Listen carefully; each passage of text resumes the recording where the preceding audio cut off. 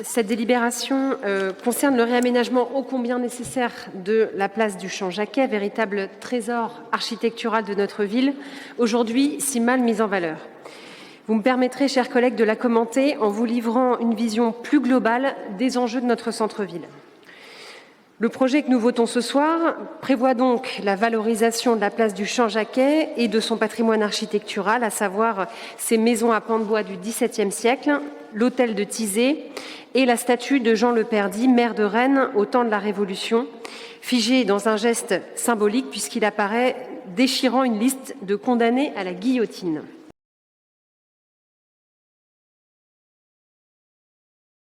Amoureux du patrimoine, mais aussi pour tous les habitants, touristes et visiteurs d'un jour qui pourront profiter de la beauté de cette place, comme vous l'avez annoncé, en toute quiétude, grâce à des flux apaisés et des aménagements aérés.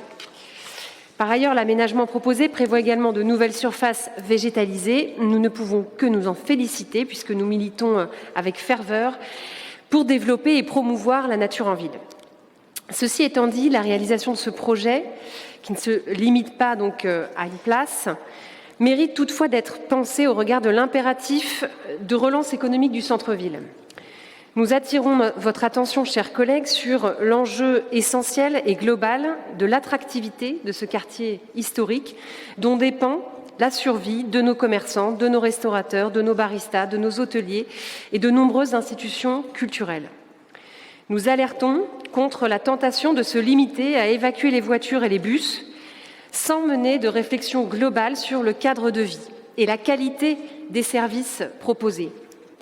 Si on raisonne avec l'échelle de Maslow, sécurité et propreté sont les deux besoins essentiels qu'il vous appartient de garantir à chaque heure du jour et de la nuit, de façon déterminée. Sur ces deux plans, et je regrette d'avoir à le souligner, il y a encore des efforts à fournir.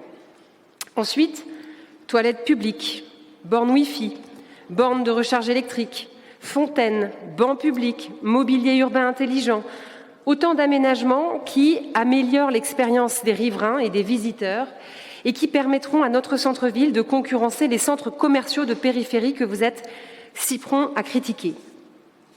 Par ailleurs, faisons preuve de longueur de vue.